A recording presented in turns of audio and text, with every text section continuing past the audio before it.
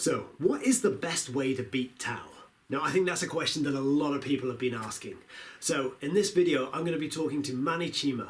Now, Mani is from Team England, and he's won multiple tournaments this year, and he loves playing his Tau. And he's agreed to come on here. He's going to share the secrets of what makes a good Tau list, and he's going to be answering some of those questions we've all been wondering, like, how on earth do you charge Tau? Is there any tricks to it? And how on earth do you kill shield drones? Now, this is going to be an awesome video, so enjoy, guys. And remember, we do regular tactics videos, and it's all aimed at making you a better 40k player. So remember to subscribe to the channel to keep up to date with our latest content. Enjoy the video. Welcome, guys. It's Andy here from D6 Evolution, along with Mani. What's up, guys, from Glasshammer Gaming. So, guys, today is all about Tau, and specifically, how the hell you beat Tau, isn't it? Tau, man, Tau. I'm going to run you through it all, guys. I've been to five GTs in the last year, 100-man tournaments. Yeah, you've not done bad, have you? I've done all right. I've podiumed in 3 of them. So I won 2 of them, and I came 3rd in Caledonian Uprising, just gone. Yeah. Last month. Yeah, and you brought your Tau to that, didn't you? Yeah, took Tau, and I had so much fun. And you know, you don't realise, so even me building this myself, I didn't really have many practice games going into and that just shows how tough they are. I'd only played 1 game going into that weekend with broadsides. Yeah. So because I like Fire Warriors, guys. I love Hordes, as Andy knows. Absolutely love Hordes. So I was using Fire Warriors for the last tournament. Yeah. And then at this one I took broadsides, and man, you don't realise the firepower on them until you actually, play 5 games over a weekend and you see the amount they kill. Yeah. So the aim of this video really is, as well as Mani having fun, we're going to let the opponents have fun. We're going to know how to beat them. So what we're going to be talking about, guys, is we're going to be talking about Mani's list. We're going to be talking about what are the cool synergies and stratagems in Tau that you've got to watch out for. Yeah. We're going to be talking about some of their more notorious units, riptides, broadsides, bloody shield drones, and more on the point of shield drones, we're going to be talking if there's any more efficient ways of getting around them. Yeah. And then hopefully Mani can give us some tips on how to charge Tau and not just die immediately. Yeah, there's 1 or 2 things you can do, but there's not many. Okay. But there's 1 or 2. Before we start, buddy, let's quickly talk about Glasshammer. Oh yeah, guys, so as Glasshammer, we've just launched a new subscription service, and you can become part of the Glasshammer Elite. It only costs $9.99 a month, guys. $9.99 a month, and you'll get a weekly battle report, weekly painting tutorial, article about gaming. You'll get 10% off tournament tickets for Glasshammer, 25% off list writing services. You'll get a £50 giveaway that will give to 1 member of the Glasshammer Elite a month, and massively, the big one, you get 30% off Games Workshop products, bro. Yeah. 30% off Games Workshop products. That is pretty awesome. Yeah, man. It works out really, really good. It's like, if you would normally spend £30 in Games Workshop a month, your subscription, if you buy through Glasshammer, will be free. So if you spend £30 on Warhammer, guys, a month, it's worth subscribing just for that, and then you get all the content for free. They were already my favourite plastic crack dealer, but now it's just got better. Yeah! Right, so on with the video, buddy. Tell me about the list you took to your last tournament. Yeah, so I switched it up a bit. I liked the Fire Warriors. I thought they were awesome. But, I took them on movement trays at the last tournament I took them to, because it does take quite a lot of time. But then when you take them on movement trays, you can't position them properly either. Yeah. So, it either takes a long time to play Fire Warriors because of the positioning, or you can't play them properly if you take them on movement trays. So I thought, let me change a bit from that. I'm tired of playing full 3-hour games every round. And you just want to kill people straight away. Yeah, you've still got 80 models on turn 5, and you're still, spending 15 minutes moving around. You're like, no! So I changed it up completely, and I thought, let's take an elite Tau army. And then I was looking at a couple of different things. I was looking at battle suits. Crisis suits are really good. Riptides are also really good. But I came to the broadside, and I was like, point for point, they're the most efficient shooting unit in that book. Yeah. Point for point. So it'd be silly not to take them. So then I just went completely overboard and took 9 of them. So I took 9 of them, and that was in my Cali list. Took that to Cali. And you only get like 50 Fire Warriors with it, but it's enough. It seems really small when it's on the table, and the key was the 18 shield drones. That was the key. There was 18 shield drones. 16. There were 16 shield drones. Okay. 2 units of 5 and a unit of 6 shield drones. Yeah. And they were amazing. Yeah. They are absolutely amazing. So you can do so many different things with them, and the things that you have to watch out for as a non-Tau player, because that's the point of this video, guys. Yes. That's the point. Let's not revel over how good Tau are. Yeah. Let's see how we can beat them. Yes. So I think the main things you've got to watch out for is getting baited into range. So at Cali, I won 4 games out of 5. That's how I came third. And in every single game, I went second, except for against the Orcs. In 4 games, I went second. 2 of them I was seized on, or my opponent chose to go first. And in the other 2, I made my opponent go first. Because as Tau, this is the main thing to remember, their range is not great.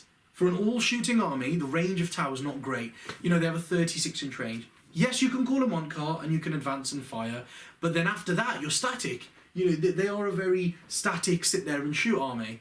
So, you know, I found that I had to make people go first to make them think they could run at me, do a lot of damage, which of course the drones batted off. So that's something to watch out for. If you think you're going to go in, you're going to hurt broadsides a lot, you won't. Don't fall for it. Just don't fall for it. I mean, so in game 3, I played against Liam O'Shea, Caledonian Deathwatch lad. Very, very nice guy, amazing player. And he was running 5 Eldar planes. And these 5 Eldar planes came over, even with the Void Raven, 2 of them came over and dropped bombs on the shield drones. Yep. That's a good way of getting rid of them, just hitting mortal wounds on them, multiple mortal wounds. Yep. And that alone killed like 6 shield drones. But at the end of my turn, at the end of his turn, I still had 3 shield drones left, which means, you know, 5 planes managed to kill about 8 drones, and that's all they did. And then after that, I called a Cowyon and took 4 planes down. Yeah. So you don't get baited into coming too close to Tau if they give you first turn or something like that. Always try to outrange them. That's one of the biggest tips I can give you. Yeah. That's one of the key things. That's awesome advice there.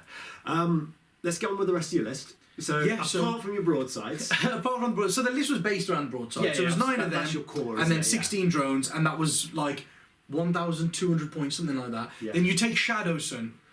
So you go Tau Sept. The entire army was Tau Sept except for 1 detachment, which was Sasir, and that was for the Markalites, extra Markalite stratagem, and it gives all your Fireside Marksmen rerolls to hit, and it also makes your Ethereal Leadership 10. Yeah. So that's what that was for. But then the whole army was Tau Sept. So you go Tau Sept because your Tenet allows you to Overwatch on 5s. You know, that's everyone's bane. That's what everybody hates. Yeah. So you go for that. It's the best Tenet. Free shooting phase, isn't it? Yeah. I mean, this is the thing. So I think if they wanted to do this, they should have given different chapters, different things. Like, you know, Raven Guard have something good, but then so do, for example, Ultramarines and things like that.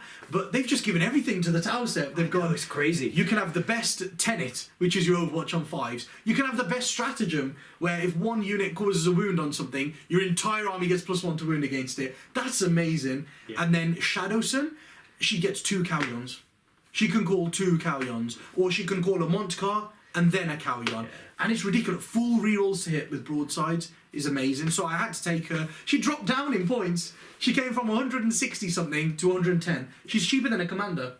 She's cheaper than a commander, and she gives you 2 Calyons. So I took her. Sorry, but just for anyone who doesn't speak Tau, tell us quickly what Cowyon and what. So a Cowyon allows you to get full rerolls to hit in the shooting phase for models that stand still within 6 inches of your commander. It's a commander which calls it. Yeah. And then a Montcar allows all units within 6 inches of that commander to advance and then fire as if they had remained stationary. Yeah. So it means your broadsides could either move like 11 inches up the board and then still fire unaffected, or they could sit still and have complete rerolls to hit. When they're punching 48 shots per unit, that's ridiculous. Full rerolls to hit on 48 shots is brilliant. So I had that, and then Darkstrider. Darkstrider's key as well. Okay. Tell us quickly about Darkstrider, because this is a... So Darkstrider allows all infantry units to fall back and still shoot. That's amazing, because that's one of the ways. It's one of the ways that you beat Tau is by locking them in combat. Yeah. But now you have to wrap them. You can't just lock them if it's Fire Warrior wall, because the Fire Warriors will move back and they'll shoot normally. So it's ridiculous, because he's brilliant value for points, because a Cadre Fireblade is 42 points. Yeah. Darkstrider's 45. So he gives you the same Markalite that hits on 2s. That's why you take a Cadre. So for 3 points, he allows all of your fire warriors, for 3 points, he allows all your fire warriors to fall back and shoot. And also, he can pick 1 infantry unit per turn and give them +1 to wound as well. It's amazing. When all your guns are strength 5 on infantry, you're wounding other infantry on 2s then. So he's well worth his points. He's well worth his points. Yeah. And then the only other thing in the list was, I would kill them. I would always kill them if you can, because they will punch out a lot of shots as well. I mean, if you think about it, a unit of broadsides fires 48 shots. 24 of those are at strength 5 as well. Yeah. But a unit of 10 fire warriors will put out 30 of the same strength 5 shots, and that, if you get close to them, and they're only 70 points. So the trick is to not be too focused on the big stuff, because the big stuff is immobile. Yeah. So if you can kill all the fire warriors in front of it, if I mean I had 50 fire warriors, they're not too hard to take down, because after the first turn they've only got a 4-up save. That's all they have. They're just 4-up save models. So just concentrate on killing the 50 fire warriors, and the 9 broadsides will be so static the whole game. They'll never be able to achieve what they want to, as well as scoring points. So I think that's a massive tip there. Go for the fire warriors. Don't just leave the chaff to live, because when they get close, they're not chaff anymore. They will put their hurt on you with their shooting. Because they get an extra shot, don't they? Yeah, with the Cadre Fireblade, they get an extra shot in rapid fire. So, is it worth keeping some of them alive to try and pin them in combat? Yes, but you've got to be very careful with it.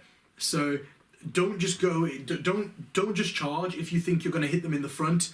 And if they've screened well, don't charge them, because if they're screened well and you charge in the front, you'll take the whole army's Overwatch. And then you've only hit the front because they will have screened properly, and you'll bounce. They'll fall back and shoot you normally. Yeah. Only charge if you know you can wrap something. Yeah. So if you can wrap just one model in a fire warrior unit to make sure they can't fall back even if they wanted to, then that's perfect. Yeah. That's one of the massive ways to beat Tau. Yeah. And guys, if you don't know what wrapping is, I've done a video called Pinning Units in Combat, and that's up there on the YouTube channel, so be sure to check that out. But it's an essential skill, isn't it? Yeah, it's very, very key against shooting armies. Yeah, we won't go too much into it in this video, but it's just to say you need to know how to do it. Against Tau especially. Yeah. Unless you enjoy being just shot all the time. Yeah. And one more thing to say about the Overwatch, I lost 7 Custodes bikers to charging Tau at the Glasshammer tournament. See, this is it's crazy. At one point I had an entire army, and then at the end of my turn I had not much of an army. No, it's crazy. I mean, if you just want the firepower of it, I mean, I didn't realise, as I said, the firepower that these broadsides could put out until I actually got to the tournament. So my first game was against Ultramarines, and I played Gilliman, right? Yeah. I'd killed quite a lot in my first turn, but Gilliman went first, everything moved forward at me, but then I killed quite a lot in my turn. And then in turn 2, Gilliman charged, guys. He was unwounded, completely full health, and Gilliman died on the Overwatch. Gilliman just died on the Overwatch. Sounds about right from my experience. It's ridiculous. Yeah, those broadsides are just... What Overwatch can just kill a Primarch? It wasn't even my turn. I killed a Primarch. So watch out for the Overwatch. So if we just talk about how to get around it, I think that's a good one. That's a key thing. Yeah. So always, it's especially hard if you're playing against broadsides, because now the best loadout for them I found, which loads of people will have found out now, is the advanced targeting system. It's come down half points. Okay. And it gives you -1 armor to an additional -1 to the armor penetration of all your guns. So, my key tactic when I charge against Tau is normally try to get behind a wall. Yeah. Some line of sight blocking where they can't see you. So then charge. But now you've got to be careful with broadsides as well, because you'll have a lot of SMS which can still shoot you, because you shoot as if it's the shooting phase, just hitting on 6s. So they don't need line of sight with the SMS. Yeah. And with that upgrade, they're strength 5. They don't need line of sight, but they will ignore your cover as well as be -1. So if you don't have tough armor anyway, you will go down even if they can't see you. So make sure you have a couple of durable units in your army if you're playing against something like that. I mean, like Terminators or some Mega Nobs that you can jump across the board, things like that. Definitely hide behind walls or ruins or something like that and charge through so they can't shoot you with everything. Yeah, and it's a good way of avoiding the marker light, because the marker lights really just buff everything up, don't they? Yeah. Another thing to be very careful of is loads of people take Sasir, and now the SMS becomes very, very good, efficient, if they can get one marker light hit on something that they can't see, because you just need reroll ones, because you'll be hitting something you can't see on 4s and you reroll ones. Now, to be very careful, because somebody did this against me at Cali, and then I caught them out with it, and it was really quite like, oh no, I didn't know you could do that. And there was a big wall in their deployment zone, and they had 4 units behind this wall, and then they had 1 unit next to the wall. So I used the Sasir stratagem, and I picked the unit I could see, which was next to the wall, and then every unit within 6 inches of that unit gets a marker light hit. So all the guys behind the wall got marker light hits on them, and then I shot SMS at them, rerolling ones. It's something key to watch out for. So if you're hiding behind a wall, anything you can't hide behind that terrain feature you're hiding behind, keep it more than 6 inches away from the stuff you're trying to hide. That's the biggest piece of advice I can give you for SMS and marker lights. So, doing a little bit more on the Overwatch, because the greater good, you can only greater good once, can't you? Yeah. So you can only you can't Overwatch after you greater good. No, you can't Overwatch afterwards, but you can Overwatch for yourself as many times as you want. But if you've greater good already, can you Overwatch if someone charges you normally? No, but that's the key thing there as well. So if you declare charge against 1 unit, everybody else in that range will declare for the greater good, which means they can't Overwatch for themselves afterwards. But they can't do for the greater good again either. So the mistake that loads of people make when they play Tau is they'll sit in front of your Fire Warriors and they'll go, I'll charge these 5 squads. Yeah. And then all 5 of those squads don't need to use for the greater good because you've declared them as charge. All 5 of them will Overwatch you, and then they will Overwatch again, or they can for the greater good for somebody else. Yeah. So only ever declare 1 or 2 units. Don't declare like everything. So the trick, I guess, is to tease out the greater good. Right? Yeah. So charge with something scary that they feel like they have to greater good. Yeah. And then the rest of your army can just charge in because you've used your Overwatch then, haven't you? Whereas if you declare everything, you're screwed, aren't you? Because they can just keep doing it like a normal army. The one thing that I thought we could do is help Orc players. Because I know Orc players Come on, there must be one really struggle against Tau. So I thought, for all you Orc players, I'm an Orc lover as well. So I thought for all you Orc lovers out there, let's give you a tactic on what you can do. So this is one thing I found absolutely amazing in the Orc book, and it's super, super strong. So take a Gorkanaut, guys. A Gorkanaut will help you against Tau a lot. A lot. Gets one of those. So you don't think it's going to help you, but it'll help you a lot because Orcs are one of those armies that can't take the Overwatch from Tau. No. So the way you get around it is you take a Gorkanaut and you use the teleporter stratagem to put the Gorkanaut in reserve. And I believe you take him as Evil Sons, it is. The culture where you get +1 to your move and your charge rolls. So then when you deep strike him in, he will need an 8-inch charge, and there's a stratagem called ramming speed, I believe, which lets you roll 3 dice. So he'll need an 8-inch charge on 3d6, and because he has Here We Go, you can reroll any number of the dice for your charge. Yeah. So he will pretty much always, like 92, 95% of the time, he will make that charge, and then because he's toughness 8, he should live.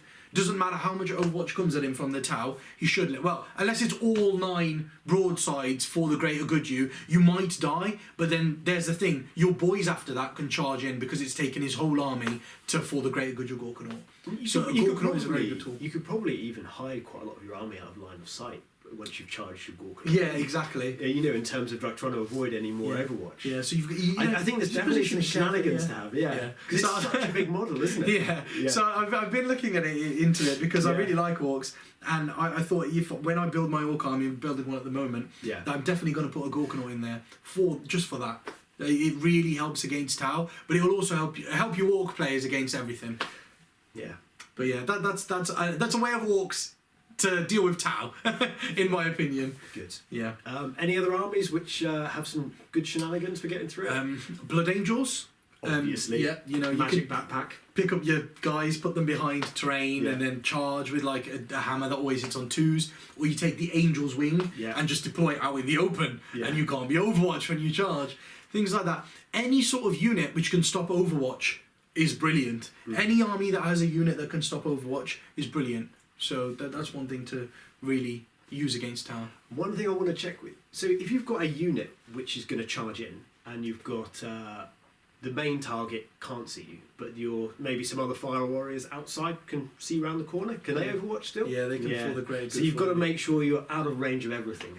Out of line of sight of quite a few. It depends what you are, right? So if you're a smash captain and you have 5 wounds, you don't care about 10 to 15 fire warriors shooting you. So you just try to get it in a position where most of them can't see you, and you'll be alright. Don't spend 20 minutes of your game, because that's when you know you'll get done for slow playing. So don't try and spend 20 minutes of your game trying to get out of line of sight of every model on the board. Just, you know, I mean, yeah, if you've got something fairly durable, you're not going to mind 5 fire warriors shooting you. So if a couple can see you, it doesn't really matter. You'll still get there. But I think it's good to know, isn't it? Yeah, it's really good to know that anybody can Overwatch for you. If your primary target can't see you, it's just the other unit may fire Overwatch as if they had been declared as a target. So if they can see you, they can fire. Yeah. And the other thing to watch out for is Tau tend to be quite sneaky, and they tend to stretch one long unit around their army, like a unit of shield drains, to make sure everything can grade a good. Yeah. I was playing at the Welsh Open at the weekend, and the guy had done a unit of 10 shield drains just around his whole army. So pretty much wherever you tried to go in, the whole army was going to shoot. Because it's units within 6. Yeah. So if you tried to check around the shield drones or anything else, they just spread it out in a way that it's going to be. I mean, I did it with nasty. fire warriors. Yeah. So I did. I'd put my shield drones at the back by my broadsides, just so everybody who wanted to get Overwatch could get in. So I'd ball my army pretty much, and then I would use. I had 8 units of 5 fire warriors, and then 1 unit of 10. So the unit of 10 would always just go at the front, stringing out the whole way, so that if you tried to charge this unit of 10 anywhere, my entire army would Overwatch you. But then also to maximise Dark Strider. So instead of a unit of 5 getting +1 to wound, I had a unit of 10 getting +1 to wound. Yeah. Because people didn't want to charge it, because they would take all the Overwatch. So, you know, that's what I meant by trying to eliminate the fire warriors. The screen in Tau plays a massive part. Yeah. And they're nasty, because you can get the Warlord trait for the rending. Is it a Warlord trait? Yeah, it's a Warlord trait. It's called Through Unity Devastation. Yeah. That's the Warlord trait I took. Your Warlord picks a unit that he can see, and then anybody in your army within 6 inches of him, that's Tau Empire, can shoot at that target, and rolls of 6s do -1 AP. An extra -1 AP. So, you know, when you're Tau Sept, and all of a sudden you've wounded a knight, because you know a 6 is a rend, -1, you wounded a knight. Your fire warriors wound knights on 5s, because they're strength 5, Yeah. and then 6s do -1. All of a sudden you do 1 wound, and then you go, hold on, I'll use the Tau stratagem for +1 to wound, and now all of a sudden the rest of your army, your fire warriors and stuff, are wounding this knight on 4s, and 5s and 6s now do -1 to your armour, and it devastates. It's such a good Warlord trait, coupled with Tau Sept stratagem. It's very good, very very good. And you can use that in Overwatch as well if you're feeling keen. No, it's in the shooting phase. Just in the shooting. Pick a unit in the shooting phase, and everybody in the shooting phase gets -1. So that's some good news, isn't it? Yeah. There we go. But yeah, it is ridiculous. So a couple of other things about Tau. So is shield drones. Yeah, I think that's a big one. A lot of people have been messaging in the channel going, is there an easy way around shield drones? And I don't think there is, but I think there is some efficiency tips we can give. Yeah, there are no easy ways around drones. Should we just quickly explain what it is? Because it's... Yeah, so if you wound, say, a broadside, say you hit a broadside with a las cannon that does d6 damage, right? Yeah. You do a wound, it goes through, you've wounded. The broadside unit can then, on the roll of a 2+, before it makes it save, on the roll of a 2+, it can pass that wound over to a drone unit, a shield drone unit, within 3 inches of it.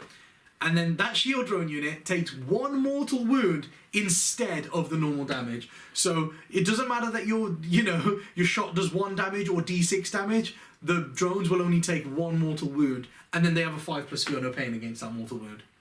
It's ridiculous. It's crazy. So basically, you get yourself in a situation where you're wounding against usually quite a high toughness model to start with. Yeah. And then the shield drain still gets his feel no pain. Yes. If you shoot crappy shots against it, then they've all got 2+ saves, so they're just going to tank it on 2+ save. Yeah. If you shoot something nasty against it, you're going to end up killing a 1 wound shield drone. You're going to end up killing a 1 drone, yes. 2/3 of the time, because no matter how much damage you think you're going to do, that gets converted to 1 mortal wound. 1 mortal wound. But here's the key tip, right?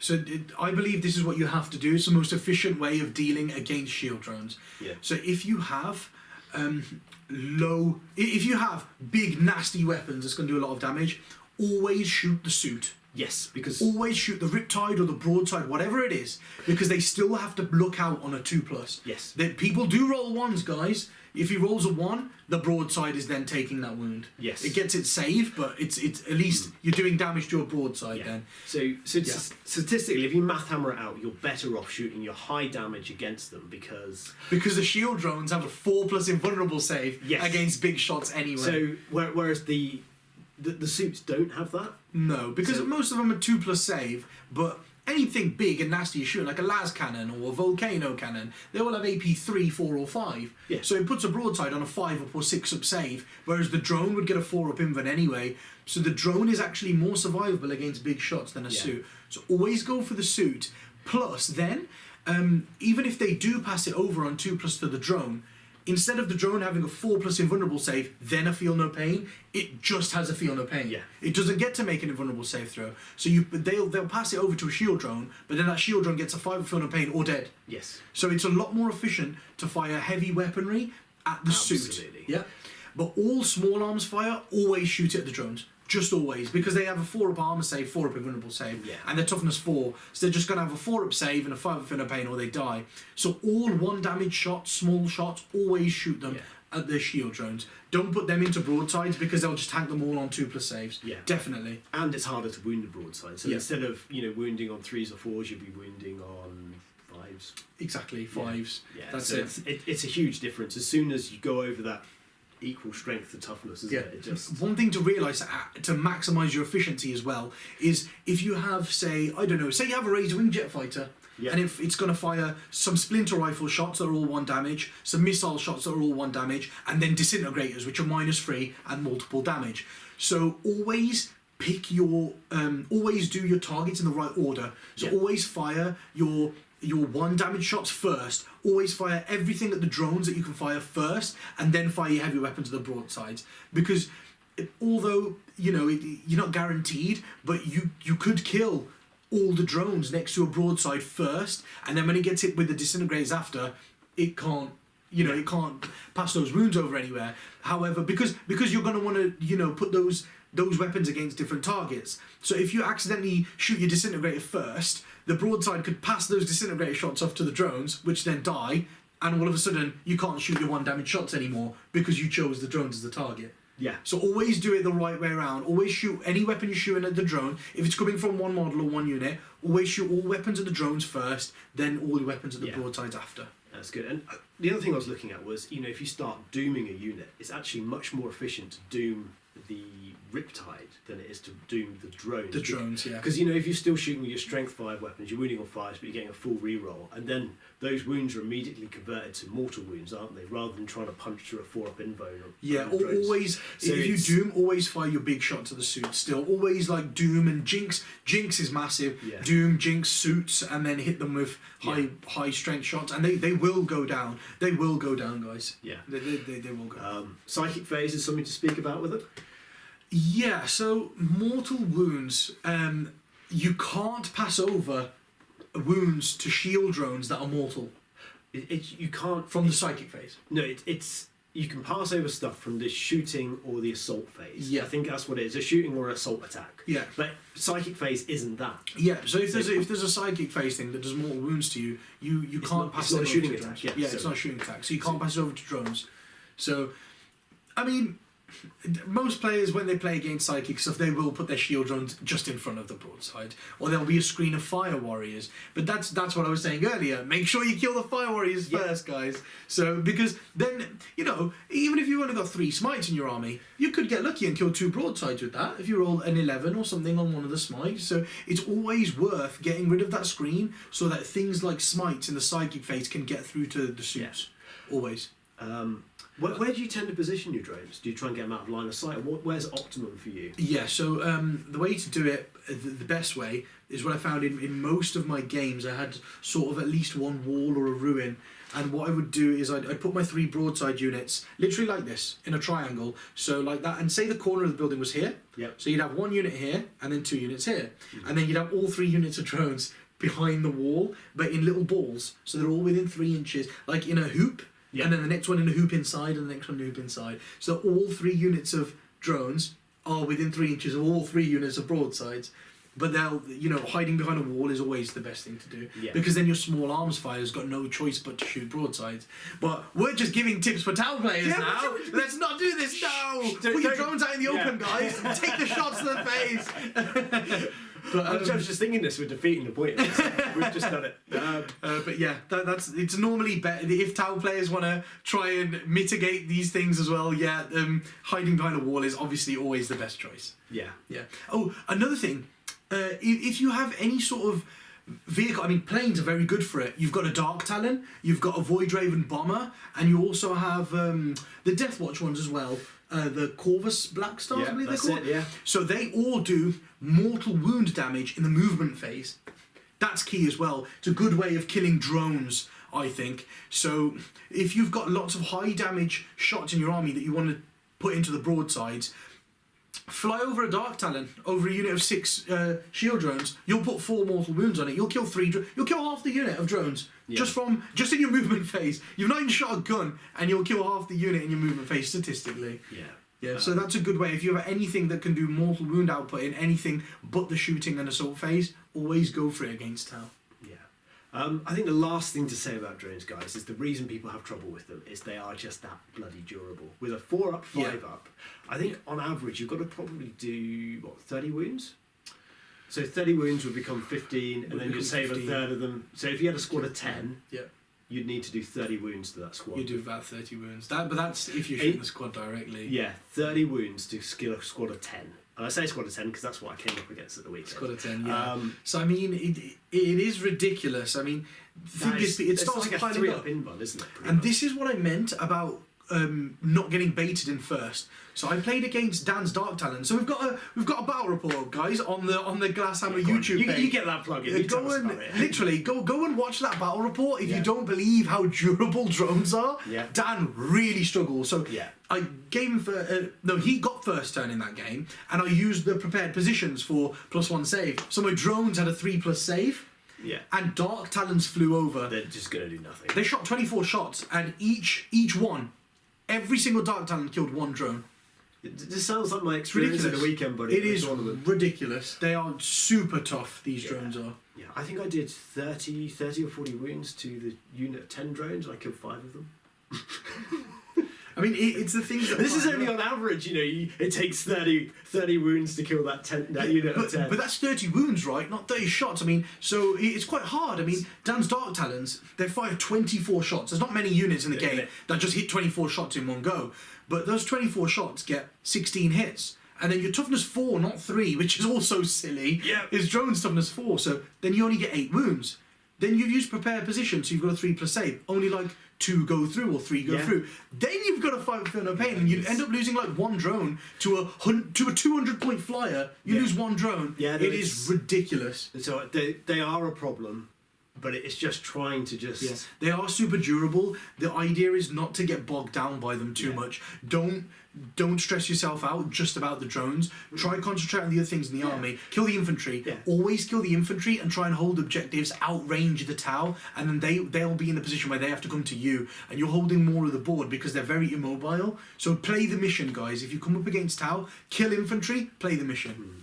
Okay. And talking about playing the mission, do you try and hide more out of line of sight? Just try to minimise your losses while... Hide as much as you can out of line of sight, because also the SMSs aren't particularly good if they have to move. They're only good on the turn you call them on car. But if you can hide out of line of sight just over 30... Because the SMS is only range 30. Yeah. So even if you're 32 inches away, the broadside, I mean, this unit of broadsides, it puts out 24 SMS shots, yes. But if you're hiding behind a wall 32 inches away, one, they can't get a marker light on you, so they can't get any rerolls any sort of way. And two, they'll have to move. So when they move with a heavy weapon, SMS heavy, they're going to hit on 5s. Yeah. They'll get 8 hits out of 24 shots. That's less scary.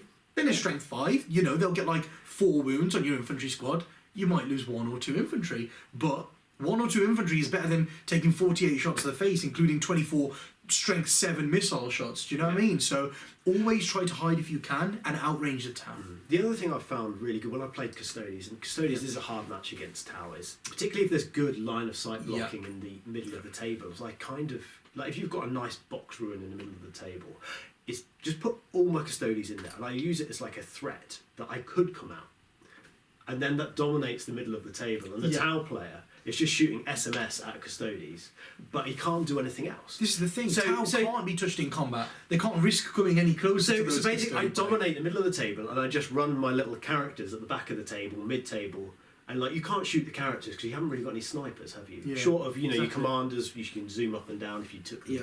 But outside of that, if you can get a big melee threat into the middle of the table out of line of sight, you just don't charge them, because if you charge them, you've got to face the greater good. What I found one game, I lost half of my Custodies in one go. But actually, if you just keep them there, then the Tau player can't come forward. So he's going to kill 1, maybe 2 at most a turn. Key tip for Custody bikes: if you're playing Custody bikes against Tau, something like broadside, don't charge, because you will just be giving them a free turn of shooting. Yes. So if you're in an early turn where you still have the majority of your bikes alive, say 13 to 14 bikes, and you've gone first, I think the key thing to do here is move all your bikes forward, all of them together in one chunk, and shoot all the infantry dead. Because you'll kill fire warriors. 50 to 60 you'll kill them. Even with the 3+ save from going second, you'll kill 50 to 60 fire warriors. Most of the time, that's all the infantry a Tau army has, literally. So if you kill that, and then you decide to charge the broadsides, at that point, your charge will probably be quite long anyway, meaning you will probably fail it anyway, but you'll give them a free turn of shooting at you, and then it will be their turn and they'll shoot you again. So I think the key thing to do here is kill the screen and then just sit there, let them have their 1 turn of shooting, rather than giving them double shots. There's no need for it, but people get really excited as soon as they start killing a lot of infantry. I've made that mistake before. I had a game at the Glasshammer Open where I lost the Tau. I had a great position. I was behind a big line of sight blocker, and I made the mistake of coming out, and that's the temptation's just there, isn't it, to go for it? I had like a 6-inch charge if I dropped over the wall, and I was like, I could do that, but I lost half my army. Whereas if I talked to my opponent after, and we both agreed, if I just stayed in the middle of that board, the middle there, he can't push. He can't do anything. He literally, and all my characters were scoring objectives, and I would have won that game if I just had played less aggressively. And that's the thing as well. I mean, if you send a unit of custode bikes and they might kill 3 broadsides, but there are 6 more. And they'll just get shot to death. Yeah, so the thing is not to get excited turn 1. So if you're in front of them turn 1 and you've got 10-inch charges to make, the temptation is there to go, if I get 1 unit in, at least I can kill half these broadsides. But don't sit there. Let them take 1 turn of shooting at you. They'll kill 5 bikes, 6 bikes, something like that. Yeah. The idea is the other 8 then will move next turn, because those broadsides wouldn't be able to move very far. Yeah. And then that turn, your bikes will need like a 3-inch charge, and at least that turn, you can pretty much guarantee you'll get 2 to 3 units of bikes in. Yeah. You'll get all your bikes in, and that's the turn that you should make the charge on. Yes, and you can put them out of line of sight. You can plan your charge a lot better. Yeah, you have a look at the points on the board. Where might the broadsides move to? If they can only move 5 inches, but they'll try to move further away in some way. So if you cover the middle of the board, you go to the middle of the board, try to see where they might go, and then try to, if there's a nice line of sight blocker near the Tau, try to position your bikes on the other side of it, so that the broadsides are going towards the line of sight blocker, not away from it. Yeah. Try to make them go towards the line of sight blocker, because then next turn you could use that line of sight blocker as a shield to charge around. Yeah. I mean, it'll make your charge a little bit longer because fly doesn't work, but it's better than taking the Overwatch. Oh yeah, 100%. Yeah. So in terms of playing the mission against Tau, obviously it depends on the mission, but I thought a good way of doing it maybe is, Tau really, particularly with end of game objectives, they really need to have killed most of the opposing army before they venture out. So is there an argument for saying putting a lot of your stuff in deep sight? deep strike and actually come in later. Yeah, if you only give them go second and maybe just give them 2 turns to shoot you. Yeah, because this is a big thing we're talking about. So we're talking about killing infantry and then hiding from suits. I think genuinely is the best tactic, unless you've got something stupid that can kill. I don't know. Unless you've got 3 Knight Castellans and you know you can kill all the drones and all the broadsides in 1 turn. Yeah. You know what I mean? And then that's 1,800 points of your army in 3 knights. Yeah. So unless you've got something like that, I genuinely believe the best thing to do is kill all the infantry, hide for a couple of turns, then when the Tau have come out a bit too far, go for a couple of cheeky charges, or just play the mission, go round to objectives and things like that. So because we're talking about hiding so much, Deep Strike is so valuable in that game. Yeah. Any unit you can keep off the board for as long as possible, do it. If you can bring units in turn 3, wait till turn 3 to bring them in, because that gives your opponent 2, maybe 3 turns to kill all the stuff that's come out of Deep Strike. And while they're doing that, they can't move out onto the board, can they? Yeah, exactly, because they're so scared. This is the thing with Tau players. So, the firepower is there, but they're scared of venturing up the board because they'll just get locked in combat. Yeah. So while they're doing that, they're not coming forwards, and if turn 4 or 5 they're still on the back line, they've lost in terms of getting objectives. They won't do it. They've lost in terms of getting objectives. If it's end game objectives, just come down late. I mean, I use that a lot against my buddy Simon. He plays Knight Castellans and I play my Custodes. I know I can last 2 turns against Gallants and Custodes. Gallants and Castellans. But if I give him first turn and come down turn 3, he has 2 turns to shoot all of my Custodes off the table, and you can't do that. No. I just put them on buildings and go, I'm obsec, I've got the bottom of the turn, you can't kill me. And that's it. And if it's end of game objectives, he can't do anything about that. So that's it, guys. The key thing is practice there. Yeah. So take your army, practice against how it would go, and then go to a tournament with it when you know a little bit more about exactly how much damage you can take from the Tau, or how well you can hit the Tau, or how long you can last off the board and holding objectives with your army against Tau. It's all key things. I mean, I genuinely believe Tau has actually gotten a little bit weaker now.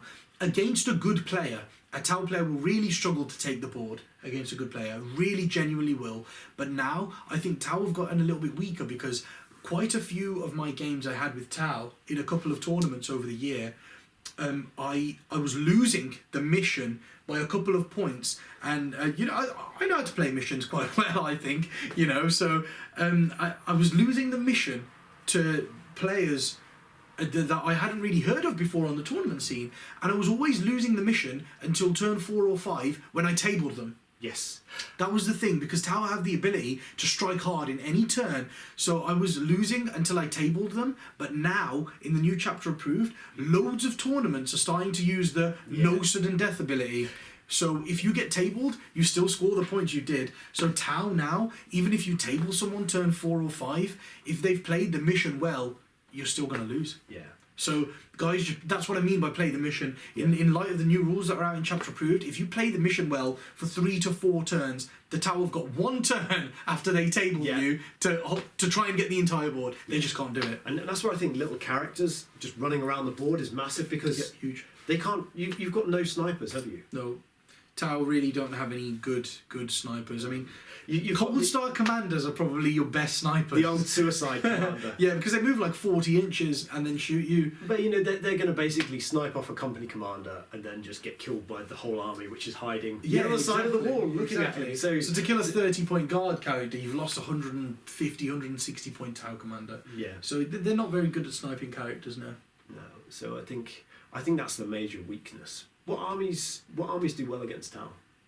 What armies do well against Tau? The traditional Ynnari. So, an army that we probably all hate more than Tau. Yes. The ultimate foe, Ynnari. Yeah. The traditional Ynnari can play very, very well into Tau with Shining Spears and things like that. I mean, the trick is not to charge. Is that because they bounce back out of line of sight again? Yes, that's what I mean. The trick is not to charge as soon as possible. It's to bide your time. If you really want to play Tau effectively, I can't believe I'm saying this, take 2 units of Shining Spears. I want to see less Shining Spears. But if you want to play Tau efficiently, take 2 units of Shining Spears. Because yes, you have the bounce out ability, but people underestimate that SMS. If your unit of Shining Spears goes forward, kills like 35 warriors to shooting and stuff, and then it bounces back 22 inches, an SMS is 30-inch range, they will still shoot that one unit of Shining Spears off the board. 9 broadsides will just wipe that entire unit. They will, with a Callion. So always have a second unit which can go in once the Fire Warriors are dead, and then start shooting lances at broadsides, and then charging with Protect. With Protect, a unit of Shining Spears can make it into combat, but only when there's just the broadsides left, sort of thing. So use your Dark Reapers and your second unit of Shining Spears really effectively, and you can beat Tau quite comfortably with Ynnari. So that's one army. Any tips for the non-broken armies out there? Yeah, Orcs, as we said, use a Gorkanaut, guys. Put it in reserve, drop down, soak the Overwatch up with it first, and then charge in. I think that's key. Orcs can do quite well. What about like a suicide gallant for the Imperium? How does blowing up a gallant do against? Because you're reliant on a lot of you're reliant on a lot of small characters, aren't you? See, that's another reason, guys, to watch that exact same battle report that me and Dan did. Oh, did he blow it up, did he? Because he had 3 Dark Talons and then he had 3 Knights. Knight got bounding across the board. Don't expect to do well in combat. You do it just for the blow-up stratagem, literally. This Gallant charged in, it took 21 wounds to Overwatch. Yeah. It only had 3 wounds left. Just helping it on its way, yeah? Exactly. Yeah. Then I fell back, I shot it because I could fall back and shoot normally, killed this Gallant, but then because I had to move far enough away, he blew up and he killed 3 of my characters. Shadow Sun almost died. So it's key, if you can get the Suicide Gallant into combat just to blow up, you're literally doing it just to blow up. You're just going to wreck everything, aren't you? That blow up will do so much more damage than anything else in your army. Yeah. It will blow up, you'll kill like 3 or 4 Fire Warriors from every squad. If someone's got 6 squads of Fire Warriors, you'll kill like 20 Fire Warriors, and you'll kill Cadre Fireblades and Ethereal. If you kill an Ethereal, they lose Feel No Pain for the whole army. If you could lose Shadow Sun. That was a key thing. I almost lost Shadow Sun, and if you lose Shadow Sun, no more Callion for your army. It's massive, absolutely massive. Which one gives the leadership buff? The Ethereal again. Ethereal. So if you do that, then suddenly they're all dying to... the Ethereal is the character there with the lowest wounds. The Ethereal only has 4 wounds. So if you get that, then everything else is dying to morale all That's the time, it. isn't it? That's it. So that's a cool trick that, you know, Knights can do something against Tau. And actually there's a lot of armies there which have things which blow up, like Admech, Death Guard, of all auto blow up stratagems. Yes. So my buddy, I hope he doesn't, Lewis is working on a list where he gets there's little mining Space Marine things which come up and then they auto blow up, and I think they do like 2d6 range or something stupid like that. That's really good, like a Knight. Yeah, or what's the Forge World tank which you used to run, the Flamer one? Yeah, the Hellhound. They blow up as well. Yeah, the Forge World version of the Hellhound's quite good because it does d6 mortal wounds to everybody within 6 inches. Yeah. That's a really, really good tank. And that's on a 4+. Yeah. They blow up on a 4+. It's very, very good. So I mean, they're great just to put one of... Yeah, Suicide Squads do quite well against Tau. So you get, again, it's mortal wound output. Yeah. Mortal wounds do hurt Tau quite a lot. And another army, Deathwatch. Deathwatch do surprisingly well against Deathwatch Tau. are the new hotness at the moment. Yep, Deathwatch do surprisingly well against Tau. Yeah. They are just very good. Fire Warriors, that Fire Warrior screen will just not be there. As soon as the Deathwatch drop down, all the Fire Warriors are gone. All of them. Yeah. 40 Deathwatch on the drop will just kill 80 Fire Warriors. No problem. And they've got a cheeky stratagem, haven't they, for getting rid of Marker Lights. Marker Lights. You just wait, you just go, come on, wait till you get the 5, and just like... Yeah, they shoot you until they've got 5 Marker Light hits on you, and then you just go, all the Marker Light hits on this unit are completely removed. Yeah. That's key, that's very good. And the durability, again, it's like the shield drones. That's what makes a Deathwatch so tough. If you hit them with your missiles from the broadsides, which are -2 armor, they'll tank them on the storm shields. If you hit them with the SMS with no AP, the Terminators will take all the wounds. So basically, you're always shooting the wrong thing. That's it. They're gonna survive, in my opinion. Deathwatch are a very good army to take Tau on with. Yeah. We're not just building them both for no reason. But that's a different video. So... The other thing, before we move on talking about other armies, you mentioned the Gallant, how he's going to have a problem actually punching things when he got into combat. Yeah. And I found that's a huge problem, and that's something which Tau do against my Custodies, is when I get too close to their lines, they drop in a unit to tie me up in combat, like one of their Riptides or something, with a bunch of drones. They buff it up to a 3-up invade. Watch out for Riptides. Yeah. So they basically put the Riptide on a 3-up invade, they put a few shields around it, and my Custodies cannot kill that. No, and then what a clever Tau player will do is they'll charge your custodes with that Riptide, because then you don't get your reroll to wound. So you're already wounding it on 5s, and then when you don't get the reroll to wound and it has a 3+ invulnerable, it doesn't even half die. Yeah. You see, I've got another story about losing to Tau. I've got loads of these stories. So Alex Harrison in the London GT did that to me. I thought I was being really clever. I pinned a little unit of his fire warriors in combat. I was like, hey, you can't shoot me. So he charged in he charged in his Riptide with a 3-up invuln. So literally he just did that. So I can't do anything now. So in my turn, I either sit there and punch a fire warrior or a Riptide and do nothing. Yeah. Or I fall back out of combat to use my bolters, which will kill everything, and then I can't charge again. And then he just goes and kills me. That's the thing, man. It's the thing. Watch out for that Riptide. That Riptide is such a great, good tar pit. Yeah. It tar pits any combat unit that you have. It really does, really effectively combats pretty much any combat unit you have. It'll just tar pit it and make sure you can't charge anything else. Which is so annoying, because I spent all game, right, trying to get to his Riptide to charge him. And then I was like, I don't want to be in combat. I don't want to be in combat. I don't want to be here anymore. No, they are ridiculously tough. Yeah. Ridiculously tough. So watch out for Riptides. Don't get too close. So what other armies have we got which we can talk about? I mean, it's quite tough when you think about it, because they didn't go 4-1 for no reason. No, the Tau are very good against a lot of different armies. So to think about counters, you've got to think sort of, you've got to think a bit outside the box. But because the things that, I mean, you can either outrange them or be tougher than them. That's it. Yeah. Those are the best things to do. You've got to be stupidly tough and be able to hide behind line of sight blocking and things like that, or outrange them. Yeah. So guard. People think guard struggle quite a lot against Tau, and they do, because a lot of the builds at the moment around guard are, horde combat and all horde combat with characters and all sorts. And I mean, I think Dan and myself will do a bit of a video about Dan's list that he's taking to the Belgium Team Championships in a couple of weeks. Glasshammer's sending a team there, and we'll be live streaming all the games from the Belgium Team Champs. So be sure to watch those as well. But Dan's taking a complete guard army, and I think that sort of army could do very well against Tau. Yeah. So it is a bit of a guard horde. About I thought he was trying to bring the Space Marines back. Yeah, he was. But did he try? They need them in other places in the teams. Okay. They've got other Space Marines and stuff like that. Yeah. So he's using guard. He's always wanted to use guard, but he's never had the cojones to just go for it and put them on the table. And now he's doing it, and it's sort of like it's about 90 to 100 infantry with a couple of characters and things like that, but all guard characters. None of these cheesy smash captains.